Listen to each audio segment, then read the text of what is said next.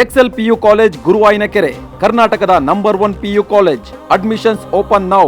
ಮಧ್ಯಪ್ರಾಚ್ಯ ಯುದ್ಧದ ಕಾರಣ ನಮ್ಮ ದೇಶವಾಸಿಗಳು ಸದ್ಯ ಬೆಲೆ ಏರಿಕೆ ಚಕ್ರವ್ಯೂಹದಲ್ಲಿ ಸಿಲುಕಿಕೊಂಡಂತಾಗಿದೆ. ಕೇಂದ್ರ ಸರ್ಕಾರ ಪೆಟ್ರೋಲ್ ಮತ್ತು ಡೀಸೆಲ್ ಬೆಲೆ ಏರಿಕೆ ಮಾಡಿರುವುದು ರಾಜ್ಯ ರಾಜಕೀಯ ಪಡಸಾಲೆಯಲ್ಲಿ ವಾಗ್ಯುದ್ಧಕ್ಕೆ ವೀಳ್ಯ ನೀಡಿದೆ. ದರ ಏರಿಕೆ ಬಿಸಿಯಿಂದ ಲಾರಿ ಉದ್ಯಮವು ದಂಗಾಗಿದ್ದು ಸಾಗಾಣಿಕೆ ವೆಚ್ಚ ದುಬಾರಿ ಮಾಡುವಂಥ ಲೆಕ್ಕಾಚಾರದಲ್ಲಿದ್ದಾರೆ.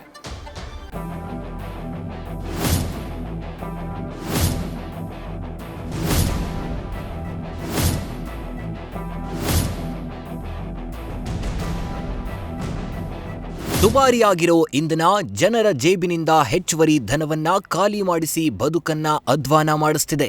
ದಿನೇ ದಿನೇ ಬೆಲೆ ಏರಿಕೆ ಬಿಸಿಯಿಂದ ಬಡವಾಗ್ತಿರೋ ಬದುಕನ್ನ ಸರಿದೂಗಿಸಿಕೊಳ್ಳೋಕೆ ಜನ ಪರದಾಡ್ತಿದ್ದಾರೆ. ಸದ್ಯ ದೇಶದಲ್ಲಿ ದುಬಾರಿಯಾಗಿರೋ ಪೆಟ್ರೋಲ್ ಮತ್ತು ಡೀಸೆಲ್ ಬೆಲೆ ಜನರ ನಿದ್ದೆಗೆಡಿಸಿದೆ. ಪೆಟ್ರೋಲ್ ಹಾಗೂ ಡೀಸೆಲ್ ದರ ಪ್ರತಿ ಲೀಟರ್ಗೆ ₹3.91 ಏರಿಕೆಯಾಗಿರುವುದೇ ಸದ್ಯ ಜನರ ಖರ್ಚಿನ ಹೊರೆಯನ್ನ ಹೆಚ್ಚಿಸಿದೆ. ಈ ಮಧ್ಯೆ ಕೇಂದ್ರ ಮತ್ತು ರಾಜ್ಯ ಸರ್ಕಾರದ ನಡುವೆ ಇಂಧನ ದರ ಏರಿಕೆ ಕದನ ತಾರಕಕ್ಕೇರಿದೆ. ಕೇಂದ್ರ ಸರ್ಕಾರದ ವಿರುದ್ಧ ಸಿಎಂ ಸಿದ್ದರಾಮಯ್ಯ ವಾಗ್ದಾಳಿ. ಮನಮೋಹನ್ ಸಿಂಗ್ ಟು ಮೋದಿವರೆಗೆ ಲೆಕ್ಕ ಹೇಳಿದ ಸಿದ್ದು. ಕೇಂದ್ರ ಸರ್ಕಾರ ಬ್ಯಾಕ್ ಟು ಬ್ಯಾಕ್ ಪೆಟ್ರೋಲ್ ಮತ್ತು ಡೀಸೆಲ್ ದರವನ್ನ ಏರಿಕೆ ಮಾಡಿರೋ ಬಗ್ಗೆ ಮುಖ್ಯಮಂತ್ರಿ ಸಿದ್ದರಾಮಯ್ಯ ಕೆಂಡಾಮಂಡಲವಾಗಿದ್ದಾರೆ. ಮಾಜಿ ಪ್ರಧಾನಿ ಮನಮೋಹನ್ ಸಿಂಗ್ ಕಾಲದಿಂದ ಮೋದಿ ಅವಧಿಯವರೆಗಿನ ಬೆಲೆ ಏರಿಕೆ ಲೆಕ್ಕಾಚಾರವನ್ನ ಬಿಚ್ಚಿಟ್ಟ ಸಿದ್ದರಾಮಯ್ಯ ಮೋದಿ ವಿರುದ್ಧ ಕಿಡಿಕಾರಿದ್ದಾರೆ. ಕೇಂದ್ರ ಸರ್ಕಾರ ಬೆಲೆ ಏರಿಕೆ ಮಾಡಿದ್ರೆ ನಾವ್ಯಾಕೆ ಕಡಿಮೆ ಮಾಡಬೇಕು ಅಂತ ಸಿಡಿಮಿಡಿಗೊಂಡಿದ್ದಾರೆ. ಪೆಟ್ರೋಲ್ ಡೀಸೆಲ್ ಅವ್ರು ಏರ್ಸೋದು ನಾವು ಕಡಿಮೆ ಮಾಡೋದ? ಅವ್ರಿಗೆ ನೀವು ಏನು ಮಾತಾಡೋದೇ ಇಲ್ಲ. ಅವ್ರು ಏರ್ಸಿದ್ರು. ನರೇಂದ್ರ ಮೋದಿ ಅವರು ಅಧಿಕಾರಕ್ಕೆ ಬಂದಾಗ ಎಷ್ಟಿತ್ತು? ಮನಮೋಹನ್ ಸಿಂಗ್ ಅವರು ಎಷ್ಟಿತ್ತು ಪೆಟ್ರೋಲ್ ಬೆಲೆ?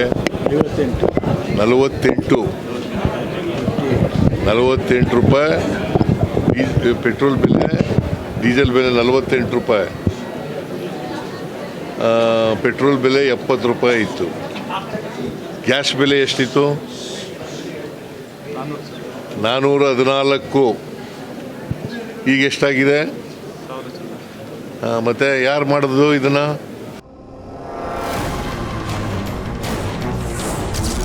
ಇಂಧನ ದರ ಏರಿಕೆಯಿಂದ ಲಾರಿ ಉದ್ಯಮದಲ್ಲಿ ತಲ್ಲಣ. ಸಾಗಾಣಿಕೆ ವೆಚ್ಚ ಹೆಚ್ಚು ಮಾಡಲು ಮಾಲೀಕರ ನಿರ್ಧಾರ.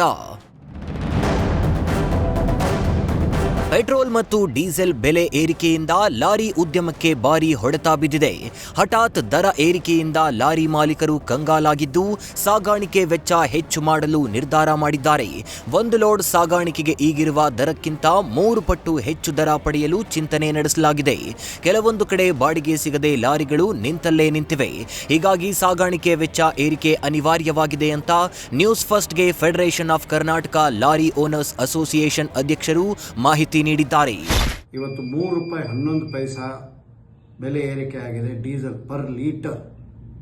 ಇವತ್ತು ಲಾರಿಗಳಾದರೆ 3 ರಿಂದ 4 ಕಿಲೋಮೀಟರ್ ಆವರೇಜ್ ಪರ್ ಲೀಟರ್ ಬರುತ್ತೆ. ಸೊ ನಮಗೆ ₹3.11 ಪರ್ ಲೀಟರ್ ಜಾಸ್ತಿ ಆದರೆ ಒಂದು ಲೀಟ್ರಿಗೆ ₹3.11 ಜಾಸ್ತಿ ಆದರೆ ನಮಗೆ ಬರೋದೇ 3 ರಿಂದ 4 ಕಿಲೋಮೀಟರ್.